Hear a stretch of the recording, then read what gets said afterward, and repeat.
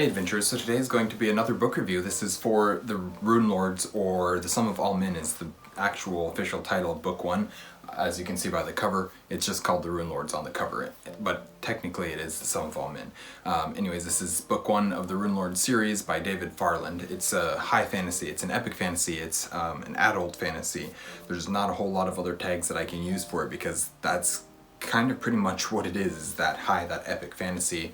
And knowing that, you kind of know what to expect from this series in terms of tone, I guess. But before I get into my review here, I'll just briefly say that if you like what you're seeing from an Erudite adventure, we'd really appreciate it if you would like, comment, and subscribe if you haven't already. So, The Sum of All Men, or as the cover shows, and I already mentioned this, The Runelords, is book one of the Runelords series by David Farland. This is a high fantasy series with extensive world building, an extremely unique and well thought out magic system, and excellent writing. The more you learn about the world, the more disturbing it becomes.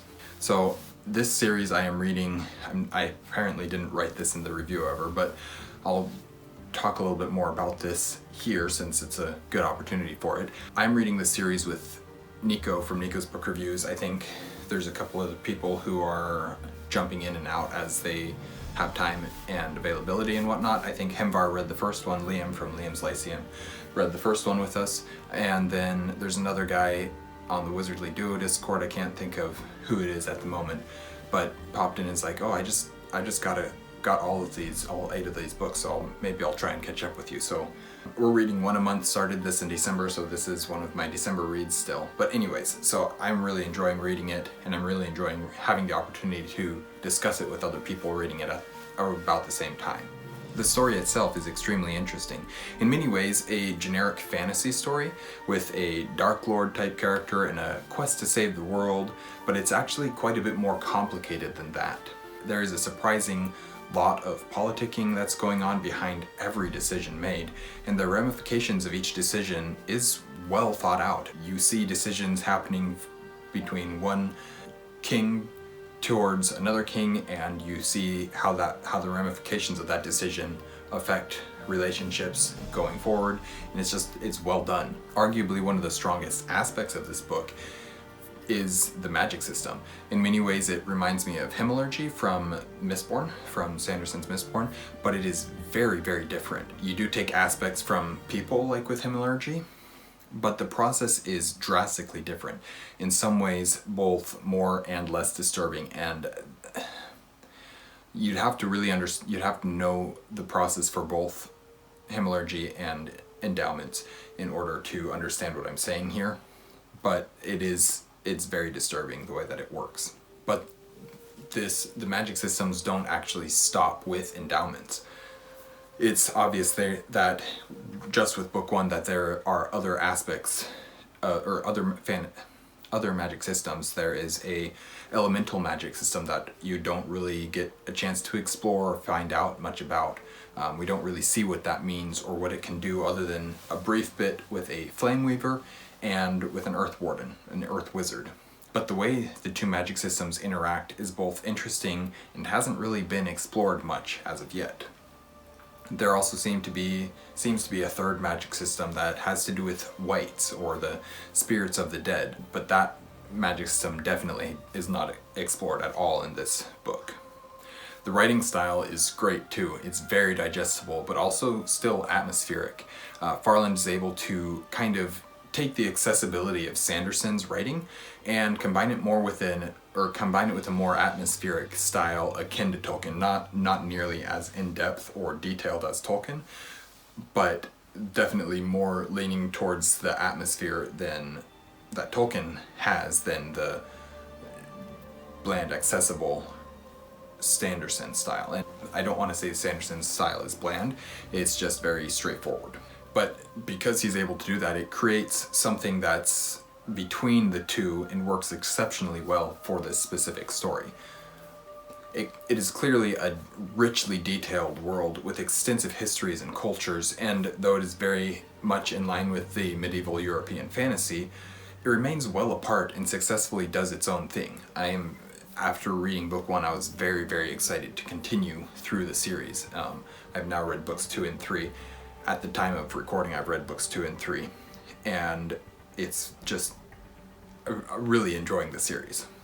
I don't usually use quotes in my reviews, but there's a couple that I will be using in this for this review. One of them is from the book itself, and I thought it summed up a lot of the story and the struggles very well. It also provides foreshadowing and a contrast to the hero, I guess, hero and villain of this specific book, the main good guy and the main bad guy, protagonist and antagonist.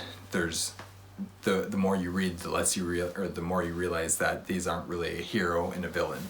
There's not so much heroes and villains in this story in that same way. But anyways, that quote is, "Men who believe themselves to be good, who do not search their own souls, most often commit the worst atrocities. A man who sees himself as evil will restrain himself.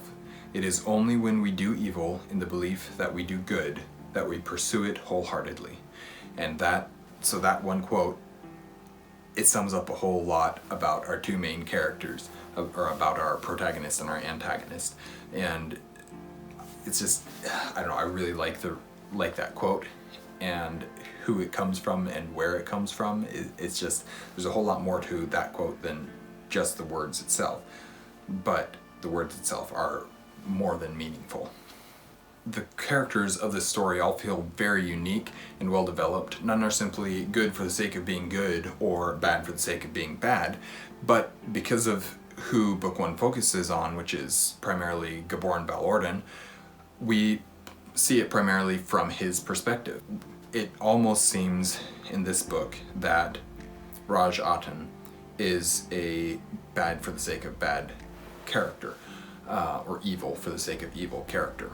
And that's just because that's how he is viewed from the perspective of Gaborn and Mystaria and the troops of Mystaria and everything from the two kingdoms that we're primarily following. And so the way that they view Raj Aten is almost this: he's evil for the sake of being evil, but you can clearly tell that there's more to him than just that. The other quote that I found very interesting actually comes from a praise quote from David Drake. I don't know where it's at, it's somewhere in here. I think it's probably on the back here.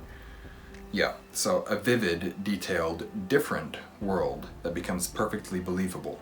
The characters are real, the action fast, and the sum a brilliant and engrossing novel.